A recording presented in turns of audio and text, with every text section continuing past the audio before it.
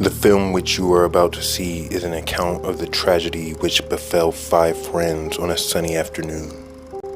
On May 19th, 1990, diving instructor Jackie Galvin decided she would bring her class up to a small underwater cave known as Otter Springs, which itself is located in the Otter Springs Park and Campground about 55 minutes west of Gainesville, Florida. Her students were brothers Ron and Allen Welch, Chris Gallup, and Ken Ives. Ron was the most experienced of the class, with about 52 dives under his belt, while the others probably had about 7 each. But all 4 divers had been diving no more than 5 months, and all 4, including Jackie, none of them were certified to go actually inside the cave. So because of this, they weren't actually going inside the cave, but just swimming around it and sightseeing. So as soon as the group made it to the springs, they didn't wait long and dove right in. The springs itself isn't very intimidating and actually quite shallow at just 27.5 feet or 8 meters, and the actual cave system sitting at about 40 feet or 12 meters, with clear water that has a bit of a green hue to it. Nothing too bad, making it the perfect place to learn how to scuba dive. As they descended into the opening of the cave, they swam into a crevice that led into a cavern. This cavern is where the actual beginning of the cave is. Jackie only wanted to bring her students to the opening just as a sightseeing trip, as none of the 4 students had any actual spelunking experience or even proper equipment to actually penetrate the cave itself, like extra tanks and such. Then they stayed there for a bit, but Jackie made sure that all 4 students knew not to swim inside the cave and pointed to her gauge and pointed to the surface and letting them know that it was time to go.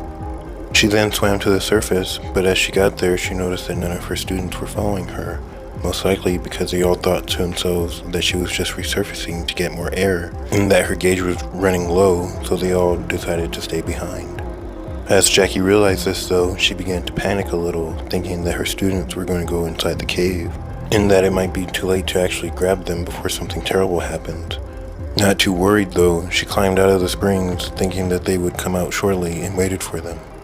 Meanwhile, back in the cave, not thinking it would be such a big deal, 2 of the divers started to swim inside the cave system, followed by Ron and Allen, only equipped with a handheld flashlight and a single tank each. They then swam into the black void.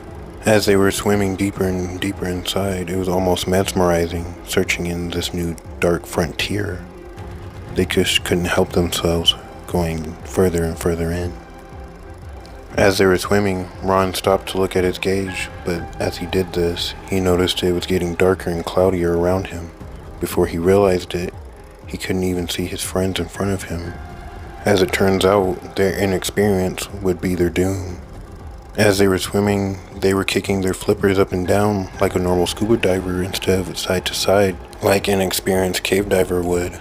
As a result of this, they kicked up massive amounts of sediment and dirt behind them, completely making the visibility completely zero.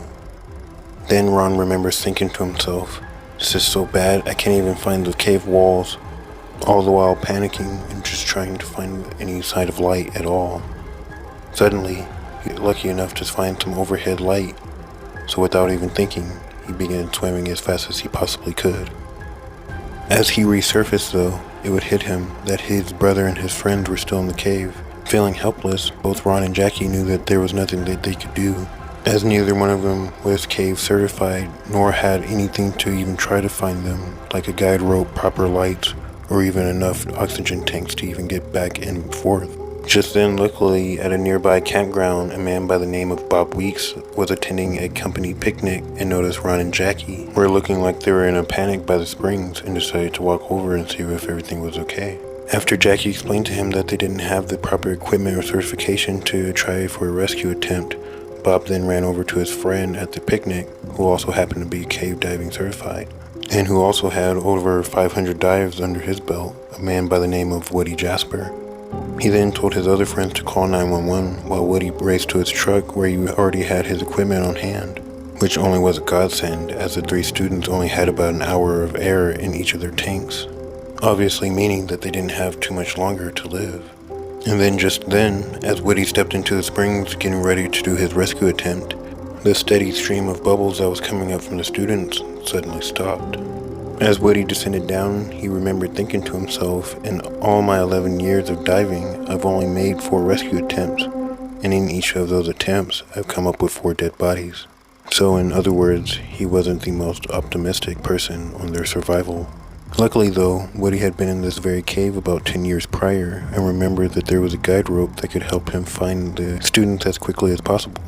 As he was swimming through one of the tunnels, he suddenly came across a pair of goggles that were sitting on the ground, thinking to himself that someone possibly must have been thrashing around to have kicked these off. He then pointed his flashlight up and saw a bunch of legs crammed into a crevice up top. As he swam closer, he remembers only being able to see their fins but none of their heads. Looking a little bit closer though, it seemed as though they all were able to cram themselves into a very small air pocket. As he would swim closer, he would hit the purge button on his gauge and stick it near their heads in order to let them know that he was near. After doing this for about 30 seconds, he decided to go ahead and grab the closest person to him and pull him back up to the top. As he resurfaced, the crowd would see that it was Allen and grab him as fast as he could, but though he wasn't breathing. They then pulled him onto the bank while Woody dove back under. They surrounded him and one by one conducted CPR on Allen until he was okay. As Woody dove back under, he was thinking to himself the rest must be dead, but just then, as he was swimming back to the crevice, he saw Chris signaling for help as he woke back up. Apparently, the air from the purge gauge the first time was enough to revive him and wake him up. Being excited that not everyone was gone, he then gave him his extra hose and they both swam back up together. As they were resurfacing, the crowd managed to get Allen's heart going again and pulled him to a higher point on the bank. Just then, Chris and Woody broke the surface and Chris was able to walk out on his own. Not wanting to celebrate too early with everyone else though, Woody then dove back under and searched for Ken Ives. Though with Allen starting to breathe on his own and Chris walking on his own, the crowd was still pretty optimistic about the whole thing. But Woody wasn't as optimistic and continued to descend down. As he was swimming, he then found him in the fetal position, sunken in the bottom of the cave floor. Unable to get a response, Woody grabbed him and swam back up to the surface. Unfortunately for Ken, after CPR and EMS teams from over 3 different counties tried to revive him, he would be pronounced dead. Allen, still in critical condition, was then transferred to a hospital in Miami in order to get his lungs reinflated, of which they did so in a hyperbolic chamber, after which he was fine. Brothers Chris and Ron still went on to scuba dive after this incident, although Allen now has vowed never to go again. Let me know in the comments what would you have done in their position. Then again, would you have been crazy enough to even find yourself in their position? And once again, thank you for watching. Remember to hit the like and subscribe buttons and hit the notification bell for more content in the future. Goodbye for now.